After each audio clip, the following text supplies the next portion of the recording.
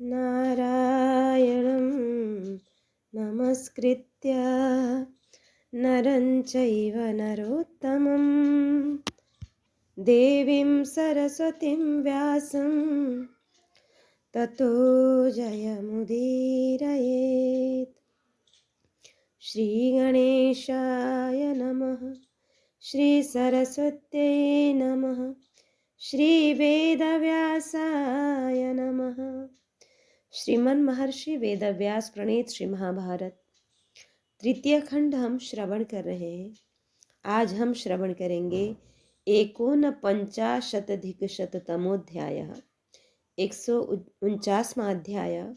यहाँ पर दुर्योधन के प्रति धृतराष्ट्र के युक्ति संगत वचन, पांडवों को आधा राज्य देने के लिए आदेश।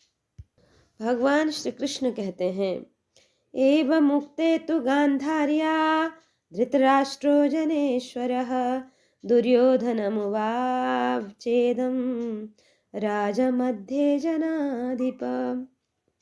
कि राजन गांधारी के ऐसा कहने पर राजा धृतराष्ट्र ने समस्त राजाओं के बीच दुर्योधन से इस प्रकार कहा कि बेटा दुर्योधन, मेरी यह बात सुन, तेरा कल्याण हो। यदि तेरे मन में पिता के लिए कुछ भी गौरव है तो तुझसे जो कुछ कहूँ उसका पालन कर। सबसे पहले प्रजापति सोम हुए और कौरव वंश की वृद्धि के आदि कारण हैं। और सोम से छठी पीढ़ी में नहुष पुत्र ययाति का जन्म हुआ। ययाति के 5 पुत्र हुए जो सबके सब श्रेष्ठ महर्षि थे। उनमें महातेजस्वी एवं शक्तिशाली ज्येष्ठ पुत्र यदु थे और सबसे छोटे पुत्र का नाम पुरु हुआ, जिन्होंने हमारे इस वंश की वृद्धि की है। वे वृषपर्वा की पुत्री शर्मिष्ठा के गर्भ से उत्पन्न हुए थे। भरत श्रेष्ठ यदु देवयानी के पुत्र थे। तात वे अमित तेजस्वी शुक्राचार्य के दौहित्र लगते थे। वे बलवान उत्तम पराक्रम से संपन्न एवं यादवों के वंश प्रवर्तक हुए थे। उनकी बुद्धि बड़ी मंद थी और उन्होंने घमंड में आकर समस्त क्षत्रियों का अपमान किया था। बल के घमंड से वे इतने मोहित हो रहे थे कि पिता के आदेश पर चलते ही नहीं थे। किसी से पराजित न होने वाले यदु अपने भाइयों और पिता का भी अपमान करते थे। चारों समुद्र जिसके अंत में है, उस भूमंडल में यदु ही सबसे अधिक बलवान थे। वे समस्त राजाओं को वश में करके हस्तिनापुर में निवास करते थे। गांधारी पुत्र यदु के पिता नहुष नंदन ययाति ने अत्यंत कुपित होकर यदु को शाप दे दिया और उन्हें राज्य से भी उतार दिया। अपने बल का घमंड रखने वाले जिन जिन भाइयों ने यदु का अनुसरण किया, ययाति ने कुपित होकर अपने उन पुत्रों को भी शाप दे दिया। तदंतर अपने अधीन रहने वाले आज्ञा पालक छोटे पुत्र पुरु को नृपश्रेष्ठ ययाति ने राज्य पर बिठाया। इस प्रकार यह सिद्ध है कि ज्येष्ठ पुत्र भी यदि अहंकारी हो तो उसे राज्य की प्राप्ति नहीं होती, और छोटे पुत्र भी वृद्ध पुरुषों की सेवा करने से राज्य पाने के अधिकारी हो जाते हैं। इसी प्रकार मेरे पिता के पितामह राजा प्रतीप सब धर्मों के ज्ञाता एवं तीनों लोकों में विख्यात थे। धर्म पूर्वक राज्य का शासन करते हुए नृप प्रवर प्रतीप के 3 पुत्र उत्पन्न हुए जो देवताओं के समान तेजस्वी और यशस्वी थे। तात उन तीनों में सबसे श्रेष्ठ थे देवापी। उनके बाद वाले राजकुमार का नाम बाल्हीक था तथा प्रतीप के तीसरे पुत्र मेरे धैर्यवान पितामह शांतनु थे। नृपश्रेष्ठ देवापी महान तेजस्वी होते हुए भी चर्म रोग से पीड़ित थे। वे धार्मिक सत्यवादी पिता की सेवा में तत्पर साधु पुरुषों द्वारा सम्मानित तथा नगर एवं जनपद निवासियों के लिए आदरणीय थे। देवापी ने बालकों से लेकर वृद्धों तक सभी के हृदय में अपना स्थान बना लिया था। वे उदार, सत्य प्रतिज्ञ और समस्त प्राणियों के हित में तत्पर रहने वाले थे। पिता तथा ब्राह्मणों के आदेश के अनुसार चलते थे। वे बाल्हीक तथा महात्मा शांतनु के प्रिय बंधु थे। परस्पर संगठित रहने वाले उन तीनों महामना बंधुओं का परस्पर अच्छे भाई का सा स्नेहपूर्ण वर्ताव था। तदंतर कुछ काल बीतने पर बूढ़े नृपश्रेष्ठ प्रतीप ने शास्त्रीय विधि के अनुसार राज्याभिषेक के लिए सामग्रियों का संग्रह किया। उन्होंने देवापी के मंगल के लिए सभी आवश्यक कृत्य संपन्न कराए, परंतु उस समय सब ब्राह्मणों तथा वृद्ध पुरुषों ने नगर और जनपद के लोगों के साथ आकर देवापी का राज्याभिषेक रोक दिया। किंतु राज्याभिषेक रोकने की बात सुनकर राजा प्रतीप का गला भर आया और वे अपने पुत्र के लिए शोक करने लगे। इस प्रकार यद्यपि देवापी उदार, धर्मज्ञ, सत्य प्रतिज्ञ तथा प्रजाओं के प्रिय थे, तथापि पूर्वोक्त चर्म रोग के कारण दूषित मान लिए गए। जो किसी अंग से हीन हो, उस राजा का देवलोक अभिनंदन नहीं करते हैं। इसलिए उन श्रेष्ठ ब्राह्मणों ने नृप प्रवर प्रतीप को देवापी का अभिषेक करने से मना कर दिया था। इससे राजा को बड़ा कष्ट हुआ। वे पुत्र के लिए शोकमग्न हो गए। राजा को रोक दिया गया देखकर देवापी वन में चले गए। बाल्हिक परम समृद्धिशाली राज्य तथा पिता और भाइयों को छोड़कर मामा के घर चले गए। राजन तदंतर पिता की मृत्यु होने के पश्चात बाल्हिक की आज्ञा लेकर लोक विख्यात राजा शांतनु ने राज्य का शासन किया। भारत इसी प्रकार में भी अंगहीन था, इसलिए ज्येष्ठ होने पर भी बुद्धिमान पांडु एवं प्रजाजनों के द्वारा खूब सोच विचार कर राज्य से वंचित कर दिया गया। पांडु ने अवस्था में छोटे होने पर भी राज्य प्राप्त किया और वे एक अच्छे राजा बनकर रहे हैं। शत्रुदमन दुर्योधन, पांडु की मृत्यु के पश्चात उनके पुत्रों का ही यह राज्य है। मैं तो राज्य का अधिकारी था ही नहीं, फिर तू कैसे राज्य लेना चाहता है? जो राजा का पुत्र नहीं है वह उसके राज्य का स्वामी नहीं हो सकता। तू पराये धन का अपहरण करना चाहता है। महात्मा युधिष्ठिर राजा के पुत्र हैं, अतः न्यायतः प्राप्त हुए इस राज्य पर उन्हीं का अधिकार है। वे ही इस कौरव कुल का भरण पोषण करने वाले स्वामी तथा इस राज्य के शासक हैं। उनका प्रभाव महान है। वे सत्य प्रतिज्ञ और प्रमाद रहित हैं। शास्त्र के आज्ञा के अनुसार चलते और भाई बंधुओं पर सद्भाव रखते हैं।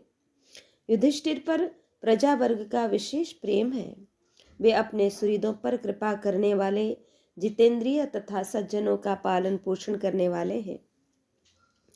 क्षमा, सहनशीलता, इंद्रिय संयम, सरलता, सत्यपरायणता, शास्त्र ज्ञान, प्रमाद शून्यता, समस्त प्राणियों पर दया भाव तथा गुरुजनों के अनुशासन में रहना आदि समस्त राजोचित गुण युधिष्ठिर में विद्यमान है। तू राजा का पुत्र नहीं है, तेरा बर्ताव भी दुष्टों के समान है। तू लोभी है, लोभी तो है ही, बंधु बांधवों के सदा पापपूर्ण विचार रखता है।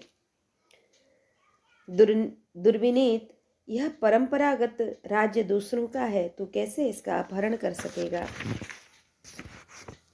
नरेंद्र, तू मोह छोड़कर वाहनों और अन्य सामग्रियों सहित कम से कम आधा राज्य पांडवों को दे दे, तभी अपने छोटे भाइयों के साथ तेरा जीवन बचा रह सकता है।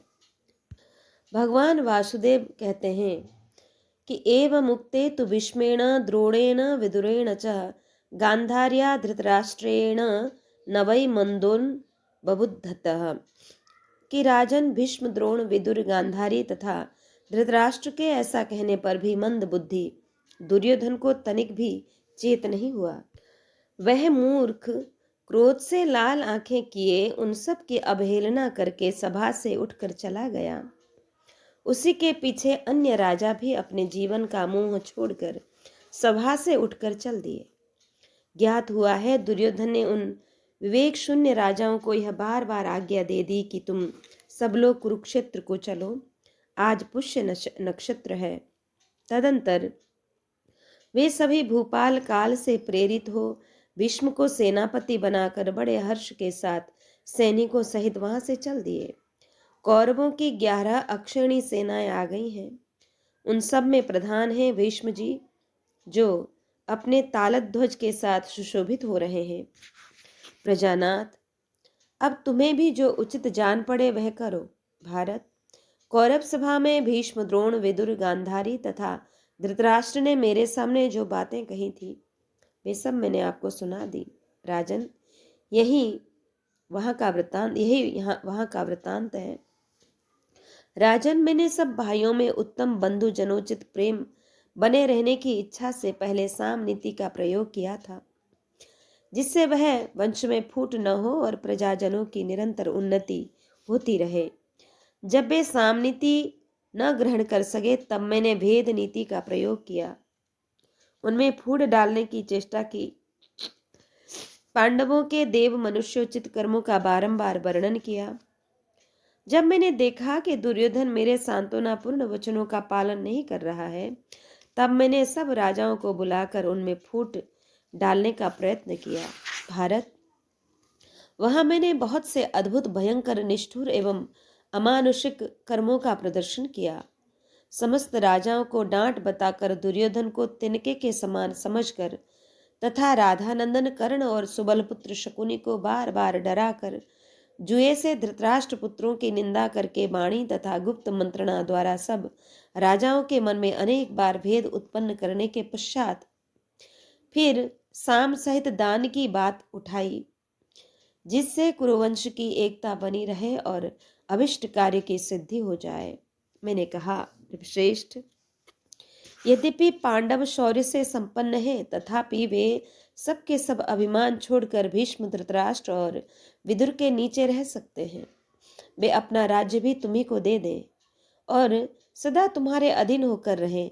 राजा धृतराष्ट्र, भीष्म और विदुर जी ने तुम्हारे हित के लिए जैसी बात कही है वैसा ही करो। सारा राज्य तुम्हारे ही पास रहे। तुम पांडवों को 5 ही गांव दे दो, क्योंकि तुम्हारे पिता के लिए पांडवों का भरण पोषण करना भी परम आवश्यक है। मेरे इस प्रकार कहने पर उस दुष्टात्मा ने राज्य का कोई भाग तुम्हारे लिए नहीं छोड़ा, अर्थात देना स्वीकार नहीं किया। अब तो मैं उन पापियों पर चौथे उपाय दंड के प्रयोग की ही आवश्यकता देखता हूँ, अन्यथा उन्हें मार्ग पर लाना असंभव है। सब राजा अपने विनाश के लिए कुरुक्षेत्र को प्रस्थान कर चुके हैं। राजन, कौरव सभा में जो कुछ हुआ था वह सारा वृत्तांत मैंने तुमसे कह सुनाया। पांडुनंदन, वे कौरव बिना युद्ध किए तुम्हें राज्य नहीं देंगे। उन सब के विनाश का कारण जुट गया है और उनका मृत्यु काल भी आ पहुंचा है। वैशंपायन जी कहते हैं, जन्मेजय, भगवान श्री कृष्ण की यह बात सुनकर धर्म में ही मन लगाए रखने वाले धर्मराज युधिष्ठिर ने भगवान के सामने ही अपने भाइयों से कहा, कौरव सभा में जो कुछ हुआ है वह सब वृत्तांत तुम लोगों ने सुन लिया। फिर भगवान श्री कृष्ण ने भी जो बात कही है उसे भी अच्छी तरह समझ लिया होगा। और अतः नरश्रेष्ठ वीरों, अब तुम लोग भी अपनी सेना का विभाग करो। ये 7 अक्षयणी सेनाएं एकत्र हो गई हैं, जो अवश्य ही हमारी विजय कराने वाली होंगी। इन 7 अक्षयणी के जो 7 विख्यात सेनापति हैं उनके नाम बताता हूँ, सुनो। द्रुपद, विराट, धृष्टद्युम्न, शिखंडी, सात्यकी, चेकितान और पराक्रमी भीमसेन। ये सभी वीर हमारे लिए अपने शरीर का भी त्याग कर देने को उद्यत हैं। अतः ये ही पांडव सेना के संचालक होने योग्य हैं। ये सब के सब देव वेदवित्ता, शूरवीर, उत्तम व्रत का पालन करने वाले, लज्जाशील, नीतिज्ञ और युद्ध कुशल हैं। इन सब ने धनुर्वेद में निपुणता प्राप्त की है तथा ये सब प्रकार के अस्त्रों द्वारा युद्ध करने में समर्थ हैं। अब यह विचार करना चाहिए कि इन 7 का भी नेता कौन हो, जो सभी सेना विभागों को अच्छी तरह जानता हो तथा युद्ध में बाण रूपी ज्वालाओं से प्रज्वलित अग्नि के समान तेजस्वी भीष्म का आक्रमण सह सकता हो। पुरुष सिंह कुरुनंदन सहदेव, पहले तुम अपना विचार प्रकट करो। हमारा प्रधान सेनापति होने योग्य कौन है? सहदेव बोले, जो हमारे संबंधी हैं, दुख में हमारे साथ एक होकर रहने वाले और पराक्रमी भूपाल हैं, जिन धर्मज्ञ वीर का आश्रय लेकर हम अपना राज्यभाग प्राप्त कर सकते हैं तथा जो बलवान, अस्त्र विद्या में निपुण हैं और युद्ध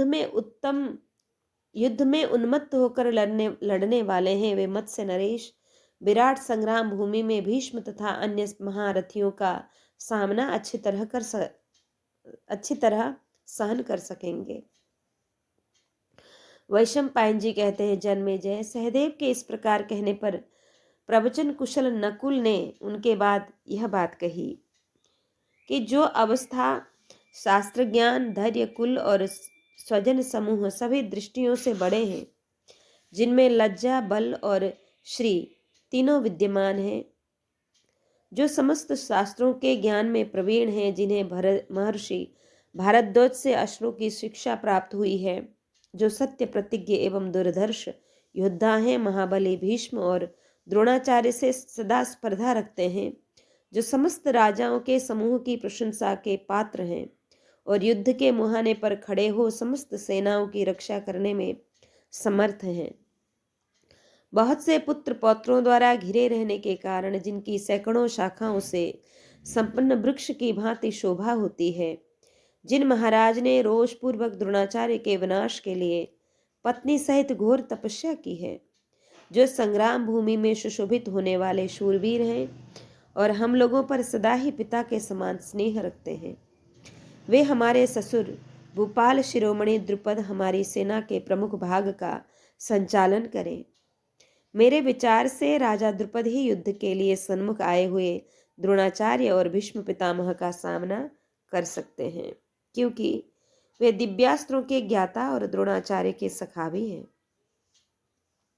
माद्री कुमार के इस प्रकार विचार प्रकट करने पर कुरुकुल को आनंदित करने वाले इंद्र के समान पराक्रमी इंद्रपुत्र सब्यसाची अर्जुन ने इस प्रकार कहा, जो अग्नि की ज्वाला के समान कांतिमान महाबाहु वीर अपने पिता की तपस्या के प्रभाव से सदा महर्षियों की कृपा प्रसाद से उत्पन्न हुआ दिव्य पुरुष है, जो अग्निकुंड से कवच, धनुष और खड्ग धारण किए हुए प्रकट हुआ, तत्काल ही दिव्य एवं उत्तम अश्वों से जुते हुए रथ पर आरूढ़ हो युद्ध के लिए सुसज्जित देखा गया था, जो महापराक्रमी वीर अपने रथ की घरघराहट से गरजते हुए महामेघ के समान जान पड़ता है, जिसके शरीर की गठन, पराक्रम, हृदय, वक्षस्थल, बाहु, कंधे और गर्जना ये सभी सिंह के समान है, जो महाबली, महातेजस्वी और महान वीर है,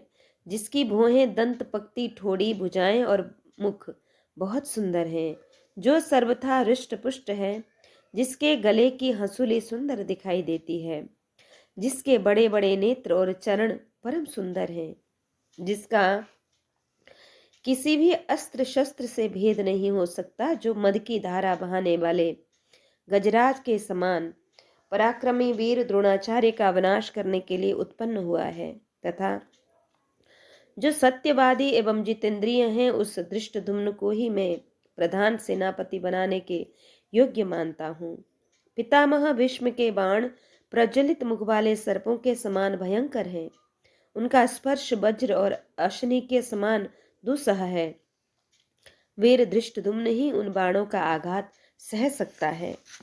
पितामह भीष्म के बाण आघात करने में अग्नि के समान तेजस्वी एवं यमदूतों के समान प्राणों का हरण करने वाले हैं, वज्र की गड़गड़ाहट के समान गंभीर शब्द करने वाले उन बाणों को पहले युद्ध में परशुराम जी ने ही सहा था। राजन, मैं धृष्टद्युम्न के सिवा ऐसे किसी पुरुष को नहीं देखता जो महान व्रतधारी भीष्म का वेग सह सके। मेरा तो यही निश्चय है, जो शीघ्रता पूर्वक हस्त संचालन करने का विचित्र पद्धति से युद्ध करने में कुशल, अवेद्य कवच से संपन्न एवं यूथपति गजराज की भांति सुशोभित होने वाला है। मेरे सम्मति में वह श्रीमान धृष्टद्युम्न ही सेनापति होने के योग्य हैं। वैशंपायन जी कहते हैं, जन्मेजय, अर्जुन के ऐसा कहने पर भीमसेन ने अपना विचार इस प्रकार प्रकट किया कि भीमसेन ने कहा, राजेंद्र, द्रुपद कुमार शिखंडी पितामह भीष्म का वध करने के लिए ही उत्पन्न हुआ है। यह बात यहाँ पधारे हुए सिद्धों एवं महर्षियों ने बताई है। संग्राम भूमि में जब वह अपना दिव्यास्त्र प्रकट करता है, उस समय लोगों को उसका स्वरूप महात्मा परशुराम के समान दिखाई देता है। मैं ऐसे किसी वीर को नहीं देखता जो युद्ध में शिखंडी को मार सके। राजन, जब महाव्रती भीष्म रथ पर बैठकर अस्त्र शस्त्रों से सुसज्जित हो सामने आएंगे, उस समय द्वैरथ युद्ध में शूरवीर शिखंडी के सिवा दूसरा कोई योद्धा उन्हें नहीं मार सकता। अतः मेरे मत में वही प्रधान सेनापति होने के योग्य है। युधिष्ठिर बोले, तात, धर्मात्मा भगवान श्री कृष्ण संपूर्ण जगत के समस्त सारासार और बलाबल को जानते हैं तथा इस विषय में इन सब राजाओं का क्या मत है, इससे भी ये पूर्ण परिचित है। अतः दशारह कुलभूषण श्री कृष्ण जिनका नाम बतावे, वही हमारी सेना का प्रधान सेनापति हो। फिर वह अस्त्र विद्या में निपुण हो या न हो, वृद्ध हो या युवा हो, इसकी चिंता आप लोगों को नहीं करनी चाहिए। तात, ये भगवान ही हमारी विजय अथवा पराजय के मूल कारण है। हमारे प्राण, राज्य भाव, अभाव तथा सुख और दुख इन्हीं पर अवलंबित है। यही सबके कर्ता धर्ता हैं। हमारे समस्त कार्यों की सिद्धि इन्हीं पर निर्भर करती है। अतः भगवान श्री कृष्ण जिसके लिए प्रस्ताव करें, वही हमारे विशाल वाहिनी का प्रधान अधिनायक हो। अतः वक्ताओं में श्रेष्ठ श्री कृष्ण अपना विचार प्रकट करें। इस समय रात्रि है। हम अभी सेनापति का निर्वाचन करके रात बीतने पर अस्त्र शस्त्रों का अधिवासन, गंध आदि उपचारों द्वारा पूजन, कौतुक, रक्षाबंधन आदि तथा मंगल कृत्य, स्वस्ति वाचन आदि करने के अनंतर श्री कृष्ण के अधीन हो समरांगण की यात्रा करेंगे। वैशंपायन जी कहते हैं, राजन, बुद्धिमान धर्मराज युधिष्ठिर की यह बात सुनकर कमल नयन भगवान श्री कृष्ण ने अर्जुन की ओर देखते हुए कहा, महाराज, आप लोगों ने जिन जिन वीरों के नाम लिए हैं, ये सभी मेरी राय में भी सेनापति होने योग्य हैं, क्योंकि ये सभी बड़े पराक्रमी योद्धा हैं। आपके शत्रुओं को परास्त करने की शक्ति इन सब में विद्यमान है। ये महान संग्राम में इंद्र के मन में भी भय उत्पन्न कर सकते हैं। फिर पापात्मा और लोभी धृतराष्ट्र पुत्रों की तो बात ही क्या है। महाबाहु भरत नंदन, मैंने भी महान युद्ध की संभावना देखकर तुम्हारा प्रिय करने के लिए शांति स्थापना के निमित्त महान प्रयत्न किया था। इससे हम लोग धर्म के ऋण से भी उऋण हो गए हैं। दूसरों के दोष बताने वाले लोग भी अब हमारे ऊपर दोषारोपण नहीं कर सकते। धृतराष्ट्र पुत्र दुर्योधन युद्ध के लिए आतुर हो रहा है। वह मूर्ख और अयोग्य होकर भी अपने को अस्त्र विद्या में पारंगत मानता है और दुर्बल होकर भी अपने को बलवान समझता है। अतः आप अपनी सेना को युद्ध के लिए अच्छी तरह से सुसज्जित कीजिए, क्योंकि मेरे मत में शत्रु वध से ही वशीभूत हो सकते हैं। वीर अर्जुन, क्रोध में भरे हुए भीमसेन, यमराज के समान नकुल, सहदेव, सात्यकी सहित अमर्षशील धृष्टद्युम्न, अभिमन्यु, द्रौपदी के पांचों पुत्र विराट, द्रुपद तथा अक्षयणी सेनाओं के अधिपति अनान्य भयंकर पराक्रमी नरेशों को युद्ध के लिए उद्यत देखकर धृतराष्ट्र के पुत्र रणभूमि में टिक नहीं सकेंगे। हमारी सेना अत्यंत शक्तिशाली, दुर्धर्ष और दुर्गम है। वह युद्ध में धृतराष्ट्र पुत्रों की सेना का संहार कर डालेगी, इसमें संशय नहीं है। शत्रु दमन मैं धृष्टद्युम्न को ही प्रधान सेनापति होने योग्य मानता हूँ। वैशंपायन जी कहते हैं, राजन, भगवान श्री कृष्ण के ऐसा कहने पर वे नरश्रेष्ठ पांडव बड़े प्रसन्न हुए। फिर तो युद्ध के लिए सुसज्जित हो जाओ, ऐसा कहते हुए समस्त सैनिक बड़ी उतावली के साथ दौड़ धूप करने लगे। उस समय प्रसन्न चित्त वाले उन वीरों का महान हर्षनाद सब ओर गूंज उठा। सब ओर घोड़े, हाथी और रथों का घोष होने लगा। सभी ओर शंख और दुंदुभियों की भयानक ध्वनि गूंजने लगी। रथ, पैदल और हाथियों से भरी हुई वह भयंकर सेना उत्ताल तरंगों से व्याप्त महासागर के समान शुद्ध हो उठी। रण यात्रा के लिए उद्यत हुए पांडव और उनके सैनिक सब और दौड़ते, पुकारते और कवच बांधते दिखाई दिए। उनकी वह विशाल वाहिनी जल से परिपूर्ण गंगा के समान दुर्गम दिखाई देती थी। सेना के आगे आगे भीमसेन, कवचधारी मातृपुत्र नकुल, सहदेव, सुभद्रा कुमार अभिमन्यु, द्रौपदी के सभी पुत्र, द्रुपद कुमार धृष्टद्युम्न, प्रभद्र कर्ण, प्रभद्र प्रभद्रगण और पांचाल देशीय क्षत्रिय वीर चले। इन सब ने भीमसेन को अपने आगे कर लिया था। तदंतर जैसे पूर्णिमा के दिन बढ़ते हुए समुद्र का कोलाहल सुनाई देता है, उसी प्रकार हर्ष और उत्साह में भरकर युद्ध के लिए यात्रा करने वाले उन सैनिकों का महान घोष सब ओर फैलकर मानो स्वर्गलोक तक जा पहुंचा। हर्ष में भरे हुए और कवच आदि से सुसज्जित वे समस्त सैनिक शत्रु सेनाओं को विदीर्ण करने का उत्साह रखते थे। कुंती पुत्र राजा युधिष्ठिर समस्त सैनिकों के बीच में होकर चले। सामान ढोने वाली गाड़ी, बाजार, डेरे, तंबू रथ आदि सवारी, खजाना, यंत्र चालित अस्त्र और चिकित्सा कुशल वैद्य भी उनके साथ साथ चले। राजा युधिष्ठिर ने जो कोई भी सेना सारहीन, कृशकाय अथवा दुर्बल थी, सबको एवं अन्य परिचारकों को उपलब्ध में एकत्र करके वहां से प्रस्थान कर दिया। पांचाल राजकुमारी सत्यवादिनी द्रौपदी दास दासियों से घिरी हुई कुछ दूर तक महाराज के साथ गईं, फिर सभी स्त्रियों के साथ उपलब्ध नगर में लौट आईं। पांडव लोग दुर्ग की रक्षा के लिए आवश्यक स्थापर परकोटे और खाई आदि तथा जंगम पहरेदार सैनिकों की नियुक्ति आदि उपायों द्वारा स्त्रियों और धन आदि की सुरक्षा की समुचित व्यवस्था करके बहुत से खेमे और तंबू आदि साथ लेकर प्रस्थित हुए। राजन ब्राह्मण लोग चारों ओर से घेर कर पांडवों के गुण गाते और पांडव लोग उन्हें गौओं तथा सुवर्ण आदि का दान देते थे। इस प्रकार वे मणिभूषित रथों पर बैठकर यात्रा कर रहे थे। पांचों भाई केके, राजकुमार धृष्टकेतु, काशीराज के पुत्र अभिभू, श्रेणीमान, वसुदान और अपराजित वीर शिखंडी, ये सब लोग आभूषण और कवच धारण करके हाथों में शस्त्र लिए हर्ष और उल्लास में भरकर राजा युधिष्ठिर को सब ओर से घेर कर उनके साथ साथ जा रहे थे। सेना के पिछले आधे भाग में राजा विराट, सोमक वंशी द्रुपद कुमार, धृष्टद्युम्न, सुधर्मा, कुंती भोज और धृष्टद्युम्न के पुत्र जा रहे थे। इनके साथ 40,000 रथ, 2 लाख घोड़े, 4 लाख पैदल और 60,000 हाथी थे। अनादृष्टि, चेकितान, दृष्टकेतु तथा सात्विकी, ये सब लोग भगवान श्री कृष्ण और अर्जुन को घेर कर चल रहे थे।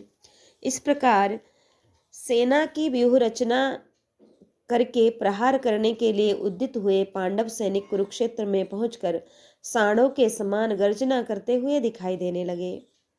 उन शत्रुदमन वीरों ने कुरुक्षेत्र की सीमा में पहुंचकर अपने अपने शंख बजाए। इसी प्रकार श्री कृष्ण और अर्जुन ने भी शंख ध्वनि की।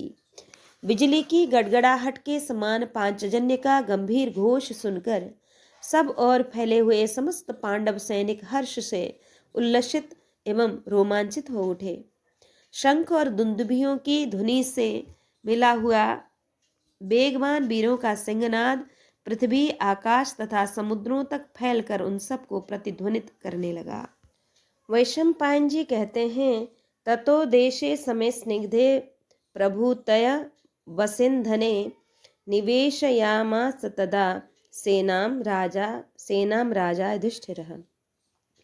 जन्मेजय तदंतर राजा युधिष्ठिर ने एक चिकने और समतल प्रदेश में, जहां घास और ईंधन की अधिकता थी, अपनी सेना का पड़ाव डाला।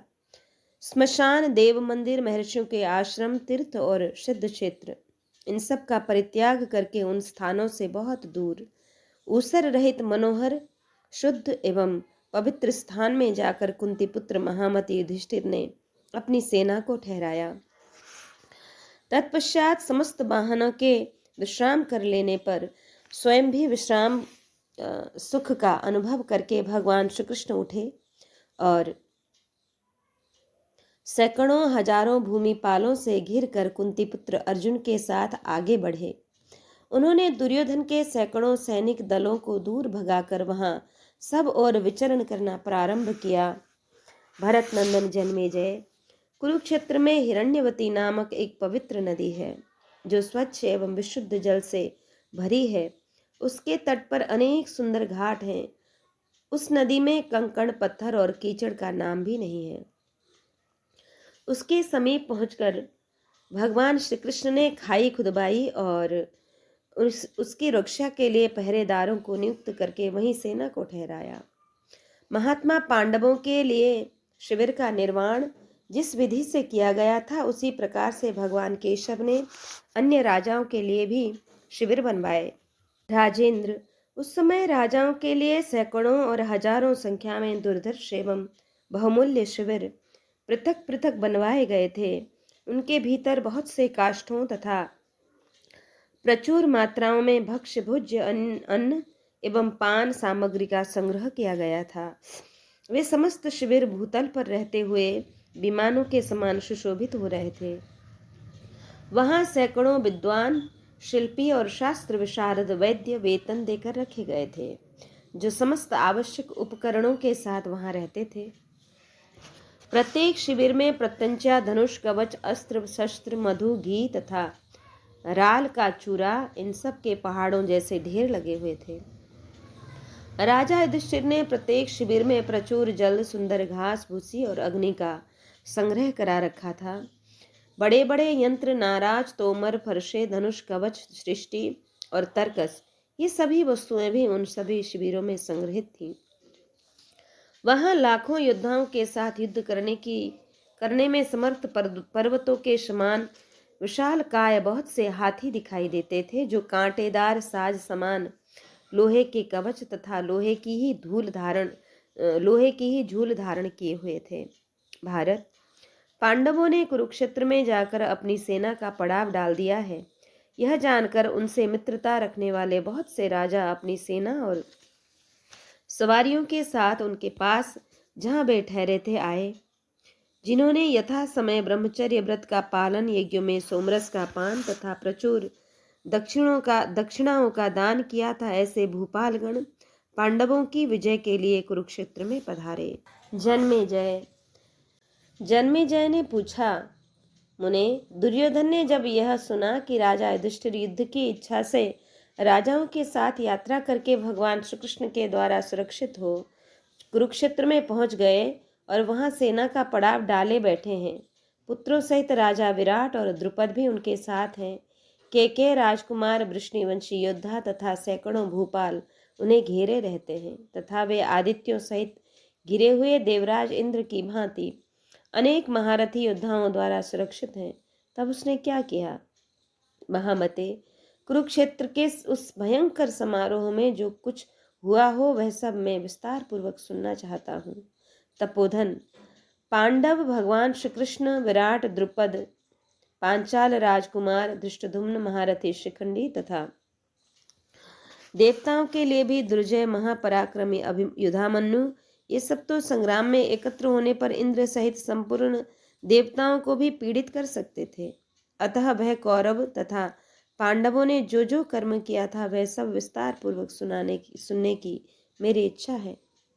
वैशंपायन जी कहते हैं, जन्मेजय, राजन, भगवान श्री कृष्ण के चले जाने पर उस समय राजा दुर्योधन ने कर्ण, दुशासन और शकुनि से इस प्रकार कहा, श्री कृष्ण यहाँ से कृतकार्य होकर नहीं गए हैं। इसके लिए वे क्रोध में भरकर पांडवों को निश्चय ही युद्ध के लिए उत्तेजित करेंगे, इसमें तनिक भी संशय नहीं है। वास्तव में श्री कृष्ण ही चाहते हैं कि पांडवों के साथ मेरा युद्ध हो। भीमसेन और अर्जुन, ये दोनों भाई तो श्री कृष्ण के ही मत में रहने वाले हैं। अजात शत्रु युधिष्ठिर भी अधिकतर भीमसेन के वश में रहा करते हैं। इसके सिवा मैंने पहले सब भाइयों सहित उनका तिरस्कार भी किया है।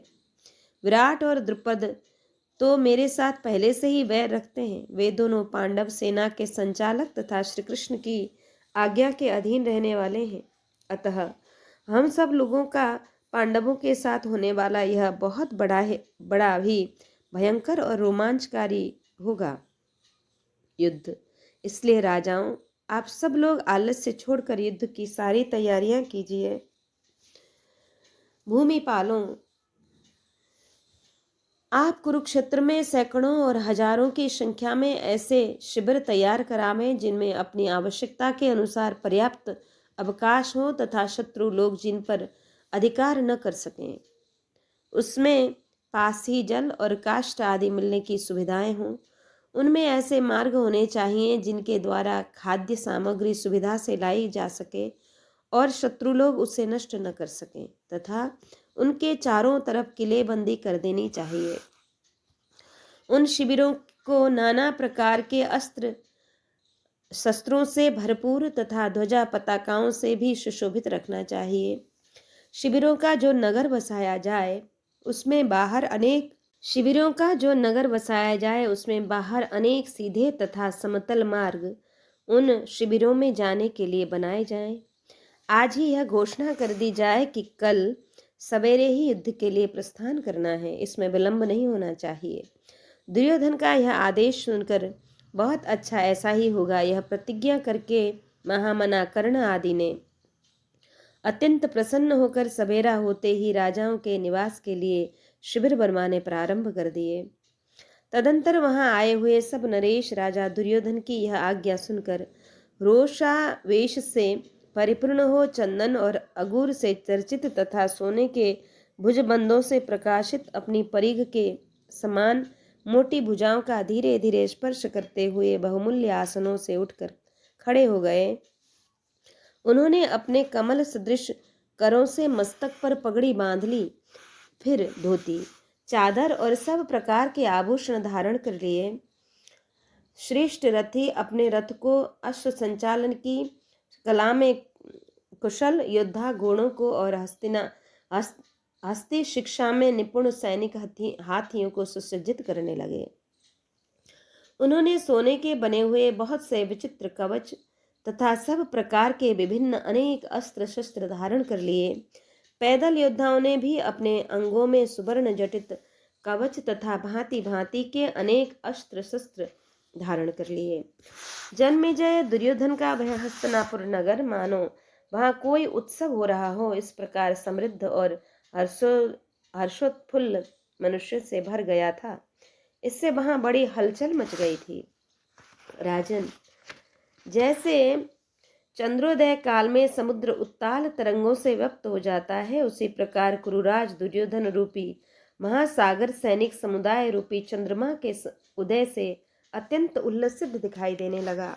सब ओर घूमता हुआ जन समुदाय ही वहां जल में उठने वाली भंवरों के समान जान पड़ता था। रथ, हाथी और घोड़े उसमें मछली के समान प्रतीत होते थे। शंख और दुंदुभियों की ध्वनि ही उस कुरुराज रूपी समुद्र की गर्जना थी। खजानों का संग्रह रत्न राशि का प्रतिध्वनित कर रहा था। योद्धाओं के विचित्र आभूषण और कवच ही उस समुद्र की उठती हुई तरंगों के समान जान पड़ते थे। चमकीले शस्त्र ही निर्मल फेन से प्रतीत होते थे। महलों की पंक्तियां ही तटवर्ती पर्वत सी जान पड़ती थीं। सड़कों पर स्थित दुकानें ही मानो गुफाएं थीं।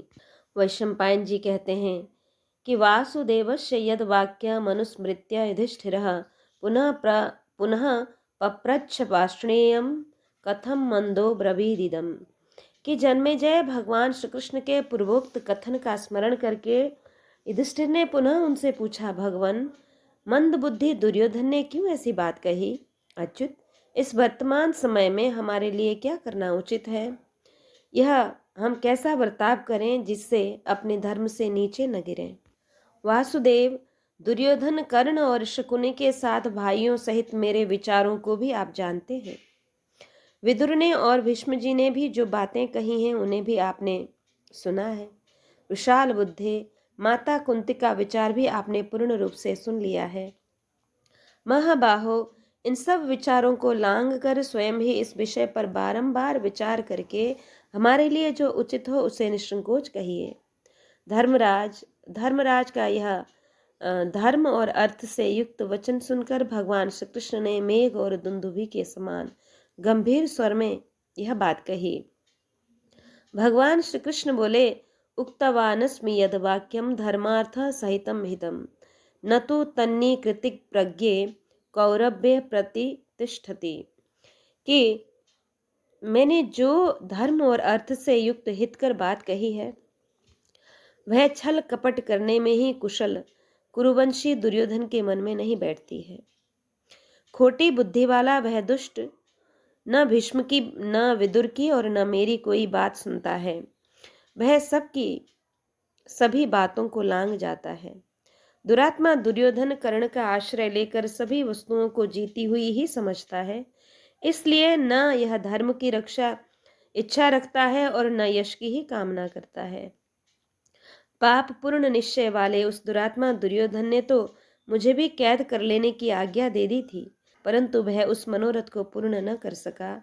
अच्युत, वहां भीष्म तथा द्रोणाचार्य भी सदा उचित बात नहीं कहते हैं। विदुर को छोड़कर अन्य सब लोग दुर्योधन का ही अनुसरण कर लेते हैं। सुबल पुत्र शकुनी, कर्ण और दुशासन, इन तीनों मूर्खों ने मूढ़ और अहिष्णु दुर्योधन के समीप आपके विषय में अनेक अनुचित बातें भी कही थी। उन लोगों ने जो जो बातें कही, उन्हें यदि मैं पुनः यहाँ दोहराऊं तो इसमें क्या लाभ है। थोड़े में ही इतना ही समझ लीजिए कि वह दुरात्मा कौरव आपके प्रति न्याय युक्त बर्ताव नहीं कर रहा है। इन सब राजाओं में जो आपकी सेना में स्थित हैं, जो पाप और अमंगल कारक भाव नहीं है, वह सब अकेले दुर्योधन में विद्यमान है। हम लोग भी बहुत अधिक त्याग करके सर्वस्व खोकर कभी किसी भी दशा में कौरवों के साथ संधि की इच्छा नहीं रखते हैं। अतः इसके बाद हमारे लिए युद्ध ही करना उचित है। वैशंपायन जी कहते हैं, भरत नंदन, भगवान श्री कृष्ण का यह कथन सुनकर सब राजा कुछ बोलते हुए केवल महाराज युधिष्ठिर के मुख की ओर देखने लगे। युधिष्ठिर जी ने राजाओं का अभिप्राय समझकर भीम, अर्जुन तथा नकुल, सहदेव के साथ उन्हें युद्ध के लिए तैयार हो जाने की आज्ञा दे दी। उस समय युद्ध के लिए तैयार होने की आज्ञा मिलते ही समस्त योद्धा हर्ष से खिल उठे। फिर तो पांडवों के सैनिक किलकारियां करने लगे। धर्मराज युधिष्ठिर यह सब देख कर कि युद्ध छिड़ने पर अवध्य पुरुषों का भी वध करना पड़ेगा, खेद से लंबी सांसें खींचते हुए भीमसेन और अर्जुन से इस प्रकार बोले, जिससे बचने के लिए मैंने वनवास का कष्ट स्वीकार किया और नाना प्रकार के दुख सहन किए, वही महान अनर्थ मेरे प्रयत्न से भी टल न सका। वह हम लोगों पर आना ही चाहता है। यद्यपि उसे टालने के लिए हमारी ओर से पूरा प्रयत्न किया गया, किंतु हमारे प्रयास से उसका निवारण नहीं हो सका, और जिसके लिए कोई प्रयत्न नहीं किया गया था, वह महान कलह स्वतः हमारे ऊपर आ गया। जो लोग मारने योग्य नहीं हैं, उनके साथ युद्ध करना कैसे उचित होगा। वृद्ध गुरुजनों का वध करके हमें विजय किस प्रकार प्राप्त होगी। धर्मराज की यह बात सुनकर शत्रुओं को संताप देने वाले सब्यसाची अर्जुन ने भगवान श्री कृष्ण की कही हुई बातों को उनसे कह सुनाया। वे कहने लगे, राजन, देवकी नंदन श्री कृष्ण ने माता कुंती तथा विदुर जी के कहे हुए जो वचन आपको सुनाए थे, उन पर आपने पूर्ण रूप से विचार किया होगा। मेरा तो यह निश्चित मत है कि वे दोनों अधर्म की बात नहीं कहेंगे। कुंती नंदन, अब हमारे लिए युद्ध से निवृत्त हो जाना ही उचित नहीं है। अर्जुन का यह वचन सुनकर भगवान श्री कृष्ण भी युधिष्ठिर से मुस्कुराते हुए से बोले, हाँ, अर्जुन ठीक कहते हैं। महाराज जन्मेजय तदंतर योद्धाओं सहित पांडव युद्ध के लिए दृढ़ निश्चय करके उस रात में वहां सुखपूर्वक रहे। वैशंपायन जी कहते हैं कि जन्मेजय, रात बीतने पर जब सवेरा हुआ, तब राजा दुर्योधन ने अपनी 11 अक्षौणी सेना का विभाग किया। राजा दुर्योधन पैदल, हाथी तथा घुड़सवार इन सभी सेनाओं से उत्तम, मध्यम और निकृष्ट श्रेणियों को पृथक पृथक करके उन्हें यथास्थान नियुक्त कर दिया।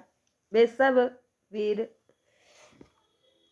अनुकर्ष रथ की मरम्मत के लिए उसके नीचे बंधा हुआ काष्ठ, तरकस, वरुथ, रथ को ढकने का बाग आदि का चमड़ा, उपासंग जिन्हें हाथी या घोड़े उठा सकें ऐसे तरकस, तोमर, शक्ति, निशंग, पैदलों द्वारा ले जाने वाले तरकस, रिष्टि एक प्रकार की लोहे की लाठी, ध्वजा, पताका, धनुष, बाण, तरकस, तरह तरह की रस्सियां, पाश, बिस्तर, कवच, ग्रह, विपेक्ष, बाल पकड़कर गिराने का यंत्र, तेल, गुड़, बालू, विषधर सर्पों के घने राल का चूरा, घंट फलक, घुंघरुओं वाली ढाल, खड़गादि लोहे के शस्त्र, ओंटा, गुहा, गुड़ का पानी, ढेले, साल, बिंदीपाल, गोफियां, मोम, चुपड़े हुए मुदगर, कांटीदार लाठियां, हल, विष लगे हुए पूर्ण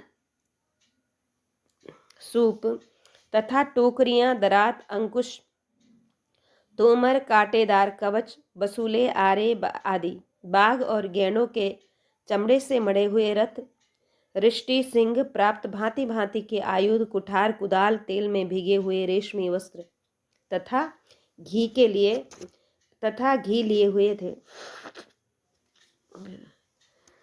वे सभी सैनिक सोने के जालीदार कवच धारण किए, नाना प्रकार के मणिमय आभूषणों से विभूषित हो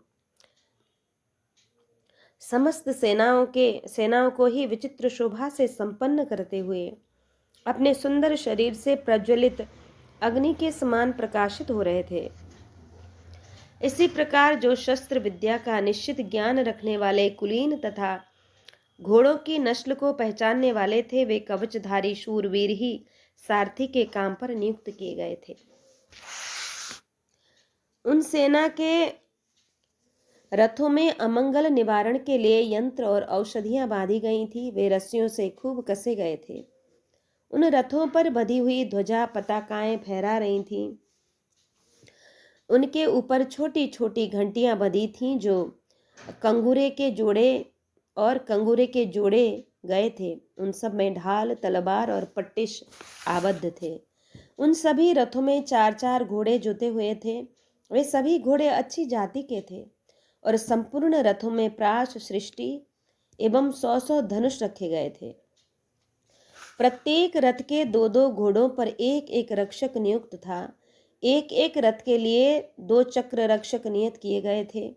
वे दोनों ही रथियों में श्रेष्ठ थे तथा रथी भी अश्व संचालन की कला में निपुण थे। अब सब और सुवर्ण मालाओं से अलंकृत हजारों रथ शोभा पाते थे। शत्रुओं के लिए उनका भेदन करना अत्यंत कठिन था। वे सब के सब नगरों की भांति सुरक्षित थे। जिस प्रकार रथ सजाए गए थे उसी प्रकार हाथियों को भी स्वर्ण मालाओं से सुसज्जित किया गया था।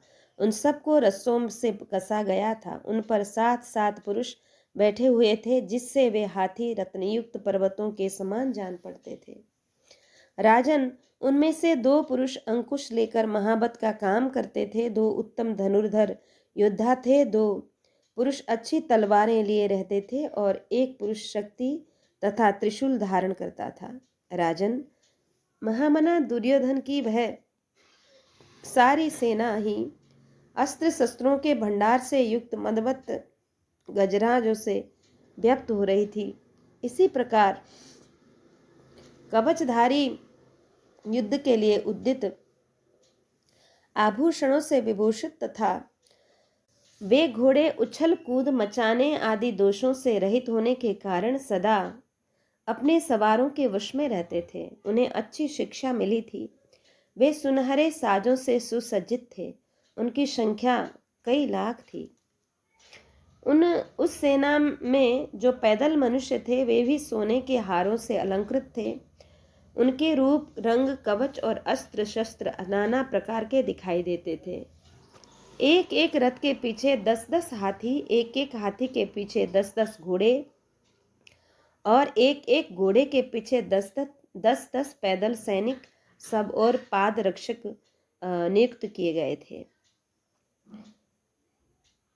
एक एक रथ के पीछे 50-50 हाथी, एक एक हाथी के पीछे 100-100 घोड़े और एक एक घोड़े के साथ 7-7 पैदल सैनिक इस उद्देश्य से संगठित किए गए थे कि वे समूह से बिछड़ी हुई 2 सैनिक टुकड़ियों को परस्पर मिला दे।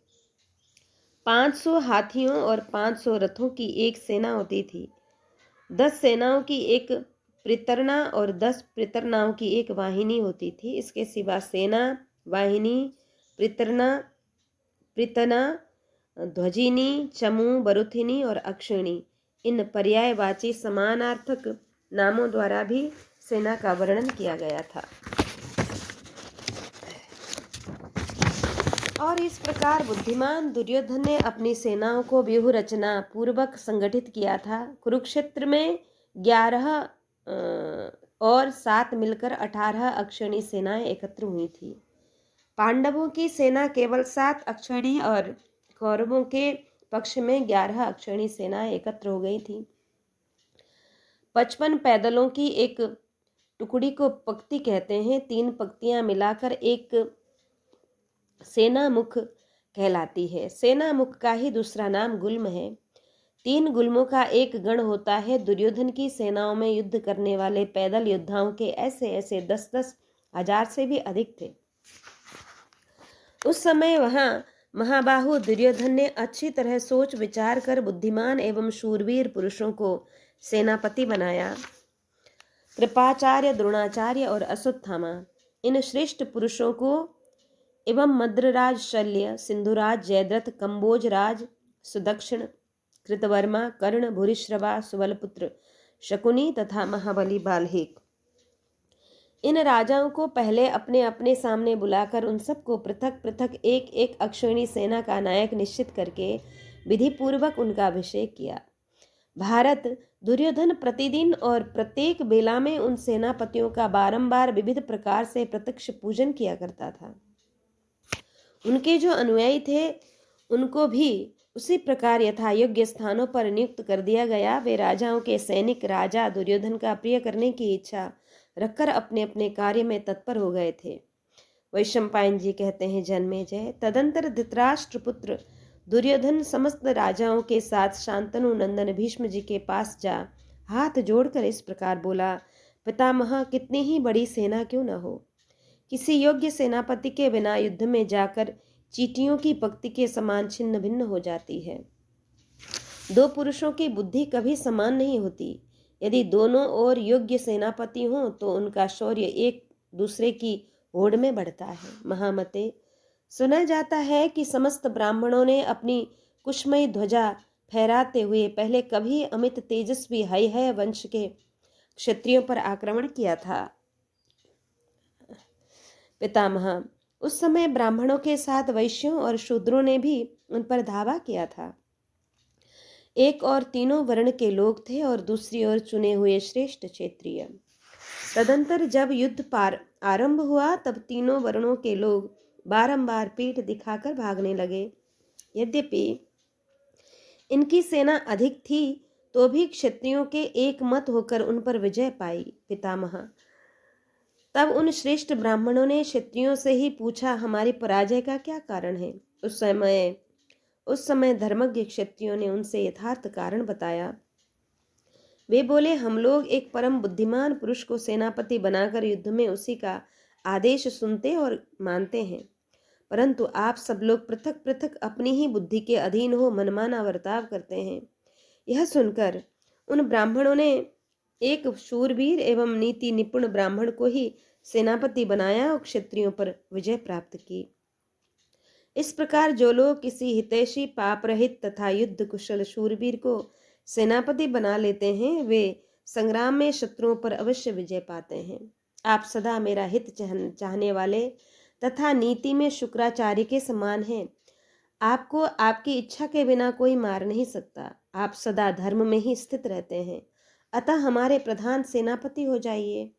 जैसे किरणों वाले मेघ, तेजस्वी पदार्थों के सूर्य, वृक्ष और औषधियों के चंद्रमा, यक्षों के कुबेर, देवताओं के इंद्र, पर्वतों के मेरु, पक्षियों के गरुड़, समस्त देव योनियों के कार्तिकेय और वसुओं के अग्निदेव अधिपति एवं संरक्षक हैं, उसी प्रकार आप हमारी समस्त सेनाओं के अधिनायक और संरक्षक हों। इंद्र के द्वारा सुरक्षित देवताओं की भांति आपके संरक्षण में रहकर हम लोग निश्चय ही देवगणों के लिए अब अजय हो जाएंगे। जैसे कार्तिकेय देवताओं के आगे आगे चलते हैं, वैसे ही आप हमारे अगुआ हों। जैसे बछड़े सांड के पीछे चलते हैं, उसी प्रकार हम आपका अनुसरण करें। भीष्म ने कहा, भारत तुम जैसा कहते हो वह ठीक है, पर मेरे लिए जैसे तुम हो वैसे ही पांडव हैं। नरेश्वर, मैं पांडवों को उनके पूछने पर अवश्य ही हित की बात बताऊंगा और तुम्हारे लिए युद्ध करूंगा। ऐसी ही मेरी प्रतिज्ञा है। मैं इस भूतल पर नरश्रेष्ठ कुंती पुत्र अर्जुन के सिवा दूसरे किसी योद्धा को अपने सामने नहीं देखता हूँ। महाबुद्धिमान पांडु कुमार अनेक दिव्यास्त्रों का ज्ञान रखते हैं, परंतु वे मेरे सामने आकर प्रकट रूप में कभी युद्ध नहीं कर सकते। अर्जुन की ही भांति मैं भी यदि चाहूं तो अपने शस्त्रों के बल से देवता, मनुष्य, असुर तथा राक्षसों सहित इन संपूर्ण जगत को क्षण भर में निर्जीव बना सकता हूं।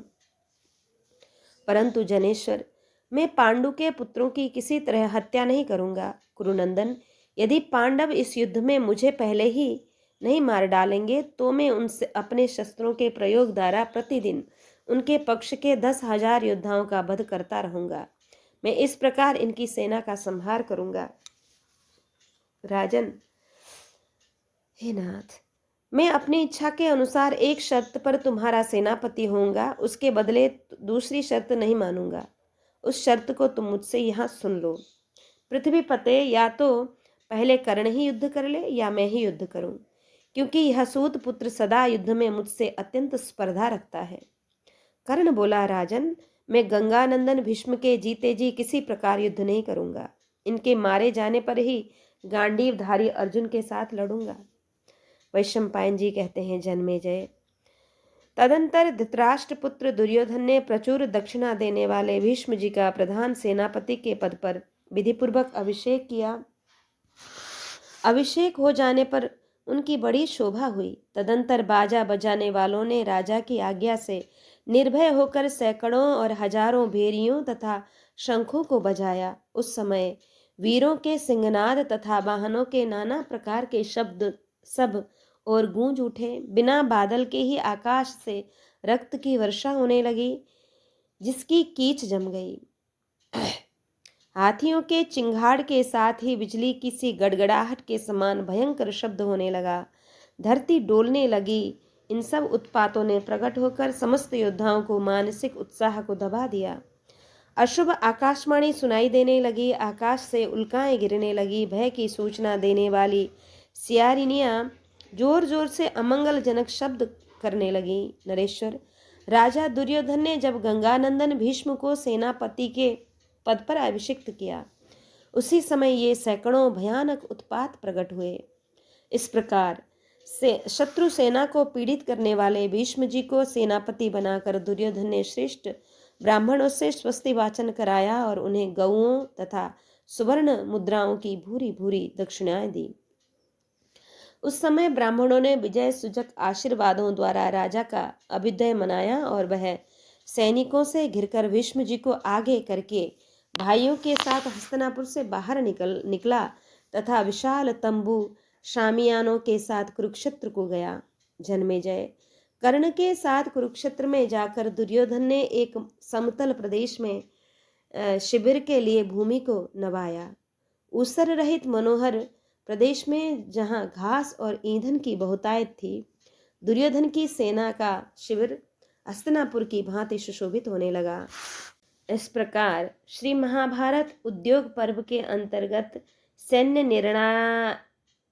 निर्याण पर्व में भीष्म जी का सेनापतित्व विषयक 156वां अध्याय यहाँ पूर्ण हुआ। आज के पारायण को श्री ठाकुर जी के चरण में अर्पित कर आज हम यहाँ विश्राम लेंगे। जय जय श्री राधे श्याम।